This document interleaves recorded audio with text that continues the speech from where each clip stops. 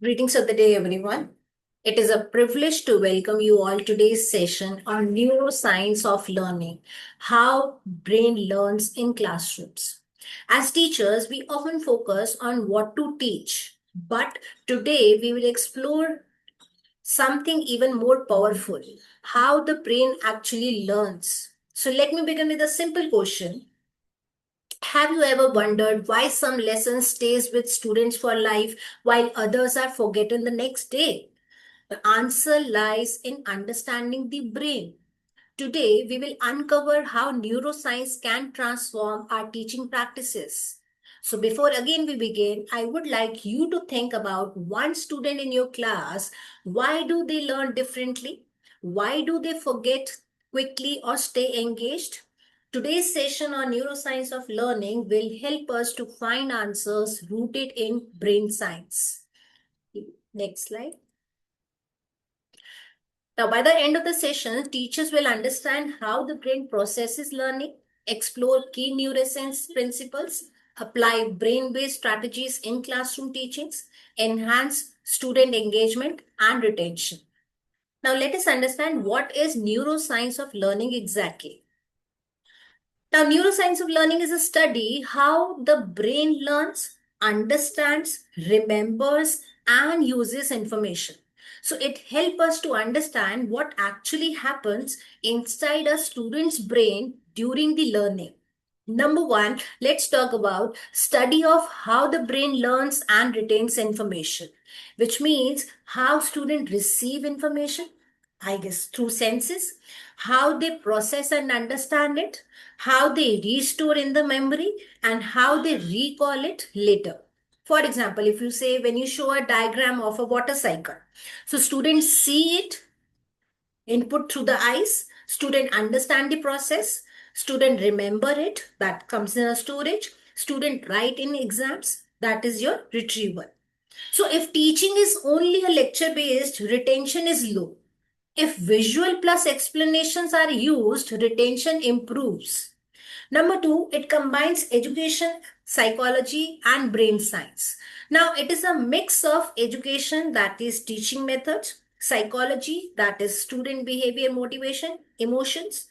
Number three, it is brain science. Now, how neurons and memory works. Again, let's take one example. If a child is not paying attention in the class, so instead of saying student is careless, neuroscience help us to think, is the child bored? Is the content too difficult? Is the brain overloaded? So the teacher changes the strategy, it adds the activity, teacher uses storytelling method or breaks the content into small parts. Number three is neuroscience of learning helps teachers to design effective teaching strategies. Now, when teachers understand the brain, they teach in a way students actually learn. They reduce rote learning. They improve engagement and understanding. For example, if we say attention, so brain focus equals to 10 to 15 minutes. Now, teacher uses short activities, videos, or questions in between. If we talk about memory, so brain remembers better than with repetition. So, teacher uses quick revision at the end of the class or weekly quizzes. Next slide. Now, thing is why it matters for teachers. Now, understanding how the brain learns is not just the theory. It directly improves the classroom teaching and student success. Number one, improve student learning outcomes. So when teaching matches how brain works, students understand the concept better, students remember the longer, students perform better in assessments. So result will be better marks plus deeper understanding. Number two, it supports diverse learning. Now, every student's brain is different. Some learn by saying, some learn by listening, some learn by doing. For example, if we teacher is teaching a fractions, so visual learners use the pie chart, or auditory learners maybe explain with the examples, or kinesthetic learners maybe use their paper folding activity. So result will be all students learn, not just a few. Number three, it reduces rote learning. Now, brain does not retain meaningless memorization for long. For example, if we have a rote method, okay, learn definition of photosynthesis, brain-based method, or we can show videos, connect with the real plants and ask, why do plants need sunlight? So students understand will go to not just memorization. Number four, it promotes meaningful and long-term learning. Now, brain stores information longer when it is meaningful, when it is connected to real life, when it is used repeatedly. So, in simple line, I would say when teaching aligns with the brain, learning becomes deeper, inclusive, and long lasting. Next slide. Now, how the brain learns, that is a basic process. Learning happens in four important steps inside the brain. Number one is input, where we have the information enters through senses. So the brain receives the information through seeing, hearing, touching, speaking. Number two is processing. Now the step number two is processing means brain interprets meaning. So brain tries to understand the information, brain tries to connect it with previous knowledge. So this connection helps the brain to make meaning, not just to hear words. Number three step is storage. Now where it is means information stored in memory. So if understood well, information moves to. So short memory moves to long memory, long-term memory.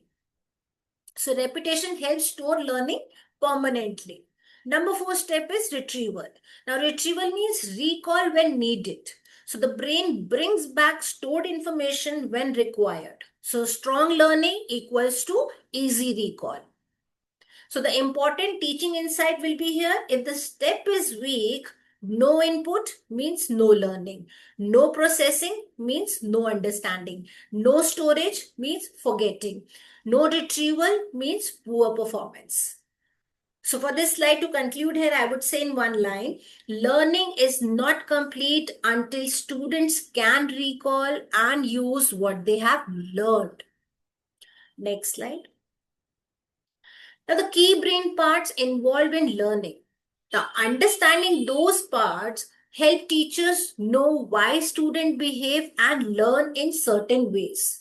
Number one, if we talk about thinking and decision making, that is called prefrontal cortex. Now, prefrontal cortex, this part helps students to focus attention, think logical, solve problems, and make decisions. So when you ask a higher order question like, why do you think this character acted in this way? So student analyze it and think deeply. Number two is hippocampus. Now hippocampus relates to memory formation. Now this part is responsible for converting information into long-term memory. For example, if you are teaching a poem, one-time reading is quickly forgotten. Now repetition plus explanation equals to remember. So this hippocampus strengthens memory through practice as well as revision. Number three is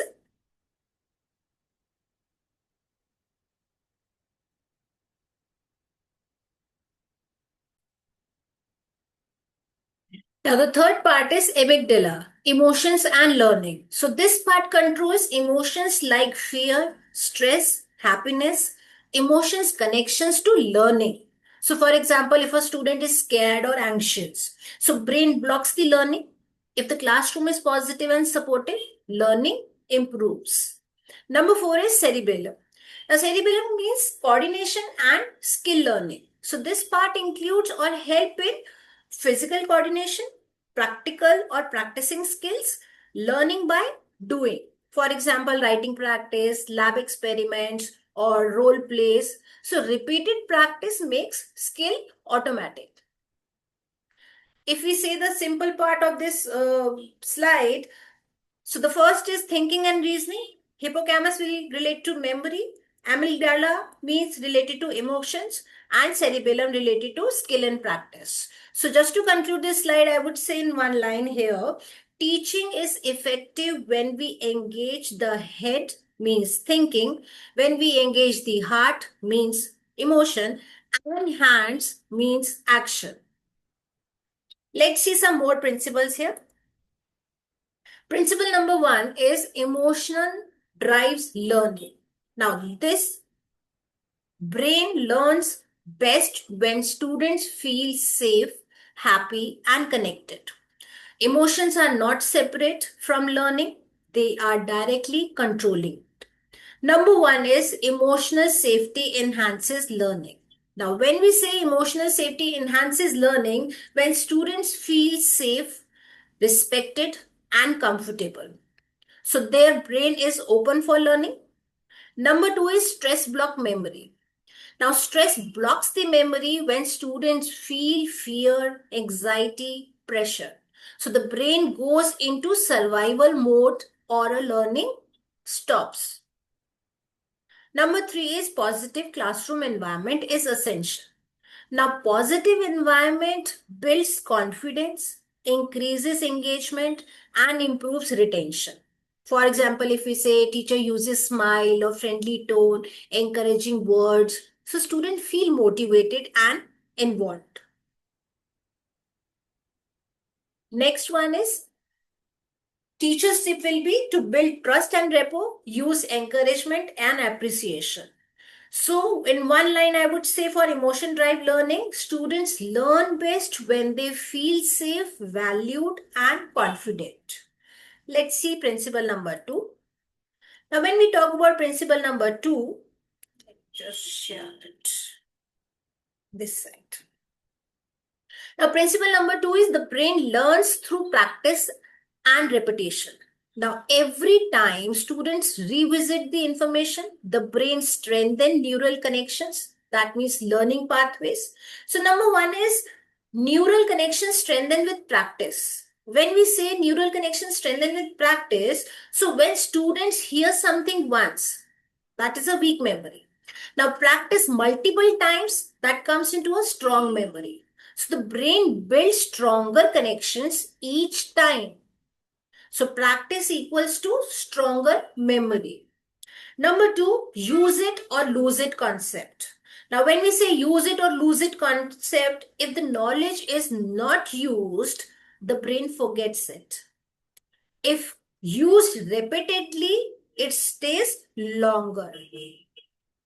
So for the teacher tip here, I would say use regular revisions. Start your class with 2-3 questions from the previous lessons or example who can tell me what we have learned yesterday.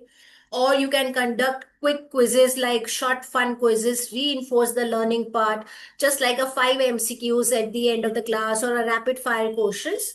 Or maybe you have a recap activities just to summarize key points at the end, or maybe you can ask students to write 3 points, 3 important points for the lessons today, what we have learned today, or explain the concept to your partner. So I would say repetition strengthen memory for principle 2. The more students use learning and stronger it becomes. Number 3 principle. Now principle number 3 is attention is limited. Now, brain or human brain cannot focus continuously for longer periods. Attention naturally drops after a short time, especially in children. So number 1 is brain can focus only for short durations. So on an average, we would say young learners, maybe 5 to 10 minutes, or older students, maybe 10 to 15 minutes. So after that, attention decreases. Number 2, multitasking reduces learning efficiency. Now, when we say multitasking reduces efficiency, the brain cannot truly do multiple things, tasks at once. It switches between the task, which reduces the focus, which increases the errors, which weakens the learning. So here is the teacher tip for practical strategies. You can break lessons into small chunks. So divide teaching into short segments. Maybe example of 30 minutes lecture, you can have 10 minutes of explanation, 5 minutes of activity, or 5 minutes of discussion. So keep attention active. Number 2 tip will be use interactive activities. Now engagement increases attention. For example, ask question during teaching, think and pair share activity, or you can have quick polls or a show of hands, or you have a short video clips to show them. So the effective classroom flow example will be 10 minutes for explanation, 5 minutes for video if you have, 5 minutes for Q&A, and 5 minutes for your activity, which where we can involve students for that activity. So students stay focused throughout the class. So don't teach more, teach in smaller, engaging part. Principle number 4. Now principle number 4 says, let me just put it down.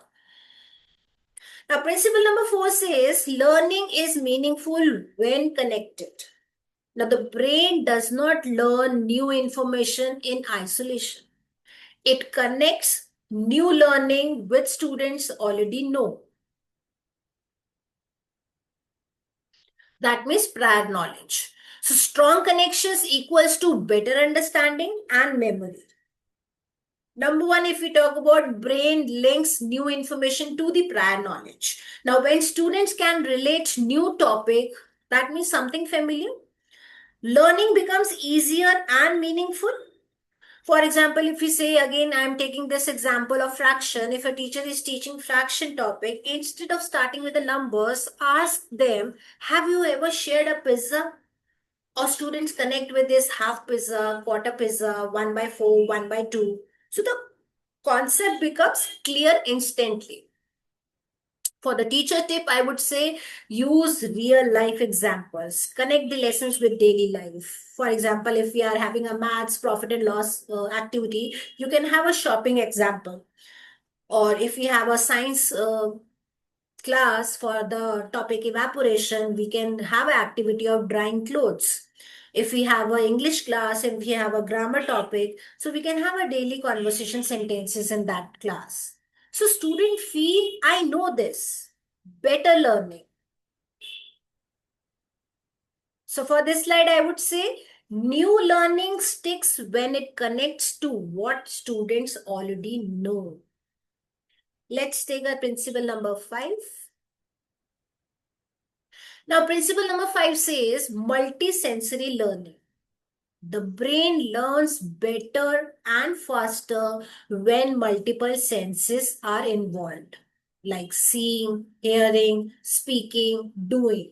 So the more senses equals to stronger understanding and better memory. So brain learns better using multiple senses. So when only one sense is used, like example, if we are taking lecture method, so learning is weak. When we use multiple senses, the brain forms stronger connections. For example, if we have a teaching a poem in the class, so only reading leads to student forget quickly. But multisensory approach, that means read aloud, or you show images or act out the poem for that moment, discuss the meaning, again a speaking part. So result is better understanding plus enjoyment. So here the teacher tip will be, you can combine visuals, audio, movement, as well as discussions.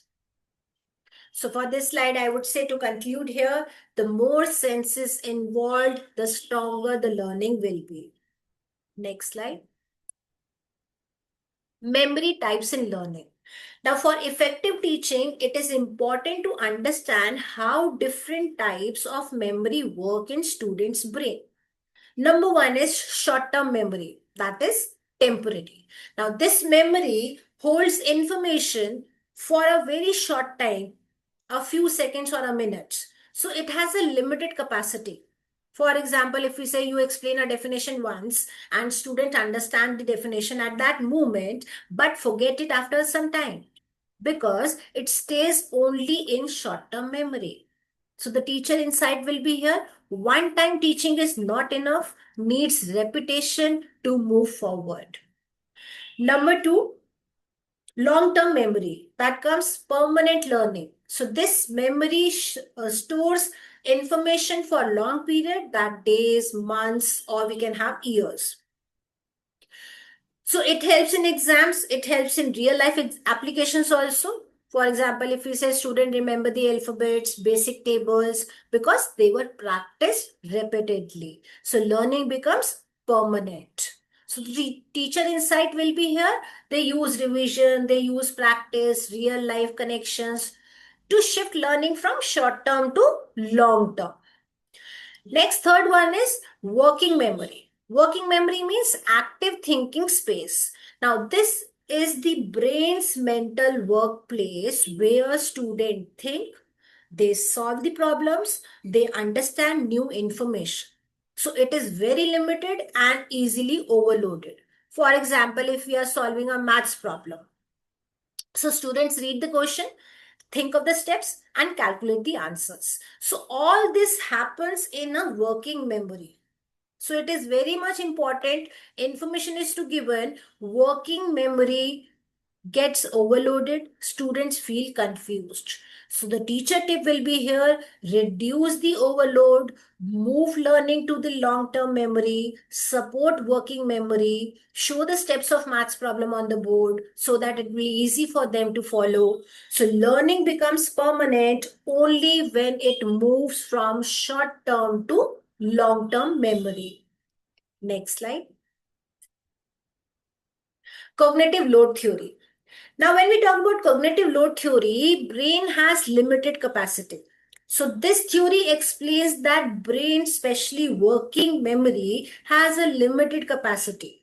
So students can only process a small amount of information at one time. So number one, if we talk about brain has limited capacity, it's just like a small container. So it can hold only limited information at once. If we add too much, it overflows. For example, if a teacher is explaining a new concept, she's giving a new note, she's writing a difficult words, she's asking the questions all the same time.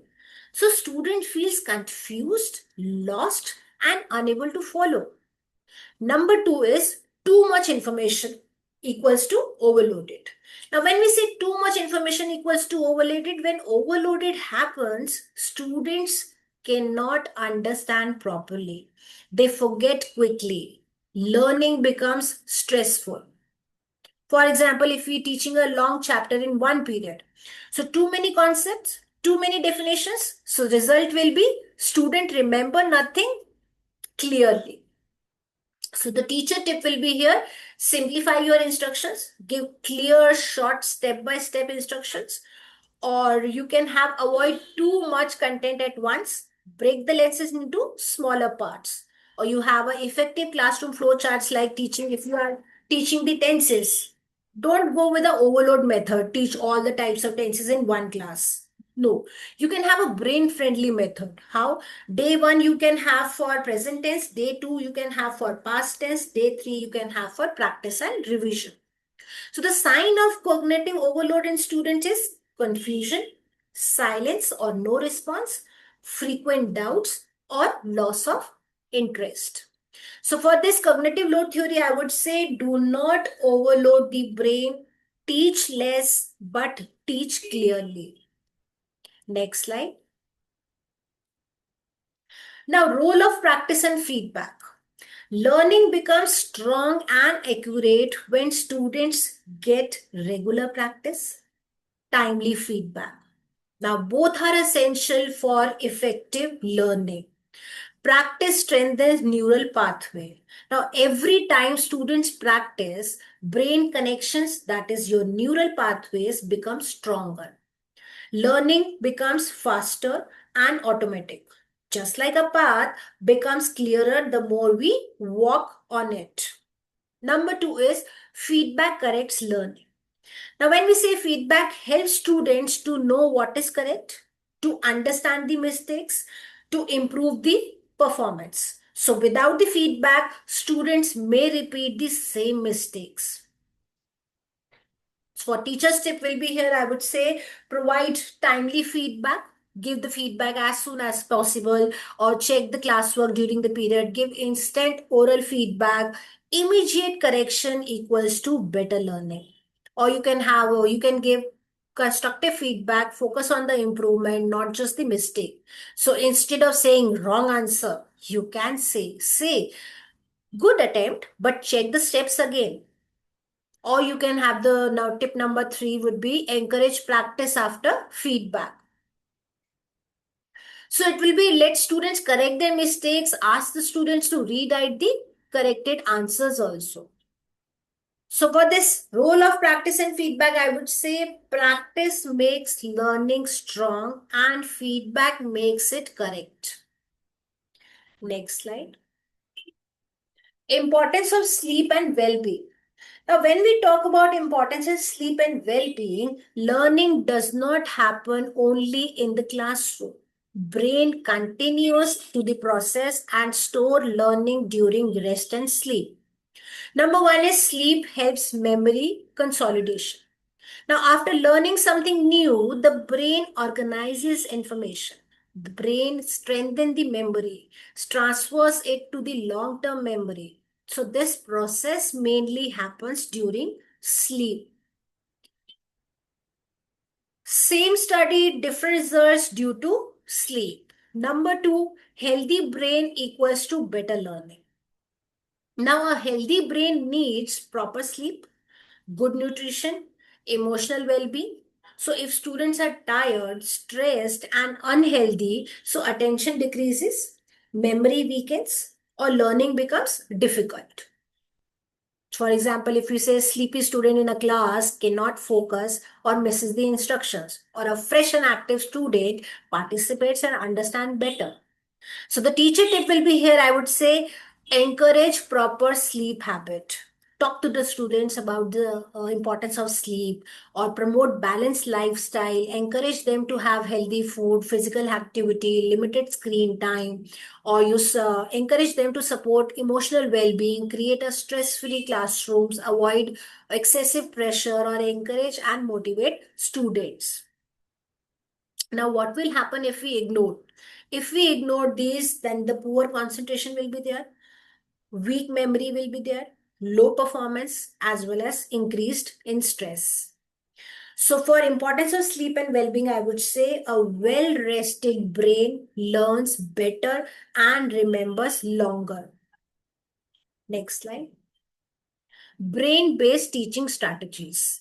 Now, these are the teaching methods designed according to how the brain naturally learns the best through engagement, interaction, and meaningful experiences. Number one, let's talk about active learning. Now, in active learning, students learn by doing, thinking, and participating, not just listening. For example, teaching grammar part, students create their own sentences. Number two, collaborative task. Learning improves when students work together.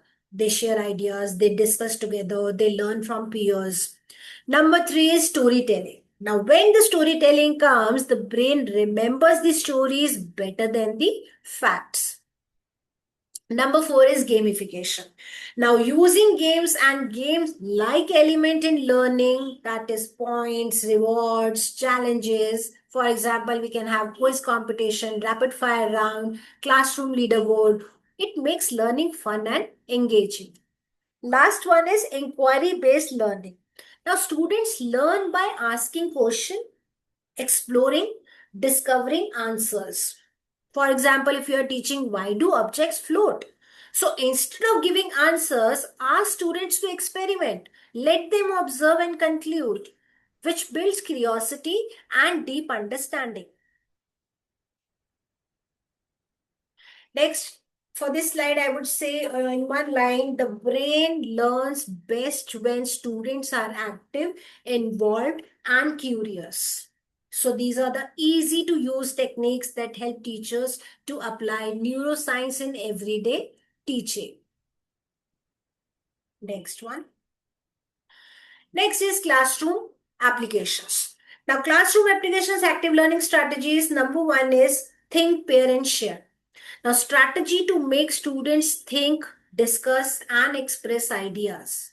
Supposingly, let's take steps. Think, where the students think individually, pair, discuss with the partner, then comes share, present the ideas to the class. So, teaching a question like why is water important for life? So, student will think, They reflect individually, they discuss with the partner, then they give answers in the class. So it improves thinking, confidence, and participation. Number two, concept mapping. Now, when we say concept mapping means a visual way to organize ideas and show connections. For example, if you are teaching nouns, types of nouns, so student create a map. Noun, then comes to the proper noun, common noun, and a collective noun. Then they add the examples under each. It helps the students to understand the relationship as well as they remember easily. Next is exit tickets. A quickly activity at the end of the class to check learning. For example, before leaving the class, ask students to write one thing they learned or ask students to one question they still have in their mind. So write one point, supposingly you have given a write one point about today's topic. It helps teachers to check the understanding as well as plan the next lesson.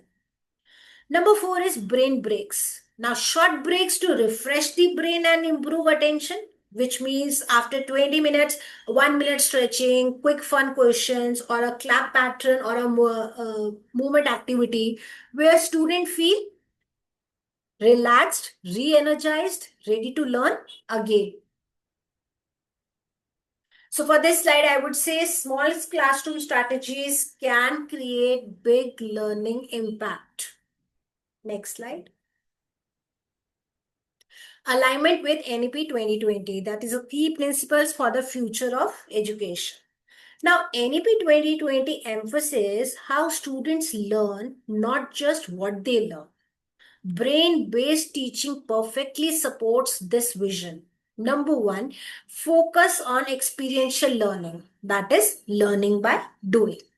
Now, students learn best through experience and activities, not just listening. For example, if you are teaching measurement in maths, so in traditional method, we used to explain the units from the book. But experiential learning means measure the classroom objects using the scale where students understand better through real experience. Number two is competency-based education, where the focus is on skills, application of knowledge, understanding the concept, not just memorization. Supposingly, we are teaching a topic grammar. So in traditional terms, we used to teach, okay, learn the rules, then we'll apply in the sentences. Now in competency-based learning in education, use the grammar in writing sentences, speaking activities where students develop real skills. Number three is student-centered approach. Now, student-centered approach is totally shift from teacher speaking to student learning. Now, students become active participants, decision makers in learning. Number four is holistic development. Now, holistic development focus on overall development, that is your cognitive thinking. Emotional means feeling, social means interaction, physical means activity. So the teaching a lesson, cognitive is understanding concept, emotional is story or values, social is group activity, and physical is hands-on task. That the complete development of a child. Next slide. Reflection question. Now, reflection helps teachers to connect learning with their own classroom practice. Now, how does the understanding brain change your teaching? So, when teacher understand how the brain learns, they shift from lecture-based to brain-friendly teaching. They focus more on engagement, emotion, and understanding. Now, which strategy will they apply or will you apply first? Now, it encourages teachers to choose one small strategy to start with. Maybe they use think, pair, and share. They add 2 minutes recap, or they start with the real life examples, or they start including a quiz, quick quiz, or a game. The small step equals to a big impact. Number three is how can you reduce cognitive overload in your class? Now, teachers should reflect on are the students getting too much information at once? So, the practical solution will be break the content into parts. For example, if you are teaching a concept at one time instead of full chapter, so give step-by-step instructions. For example, if you are having, instead of giving four instructions together, give one at a time, or use the revision or recap, or quick recap before moving ahead. Or you can have a visual examples also, diagram instead of long explanations. So for reflection question, I would say reflection turns knowledge into action. So are we teaching the way we are taught, or the way students learn the best today? Next slide. Now the final key takeaways. Now brain learns best with emotions, repetitions and engagement. Teaching should align with how the brain works. Small changes can create big impact. Next slide. Thank you everyone for listening me today. Let's make learning brain friendly and joyful. Thank you once again. Have a nice day.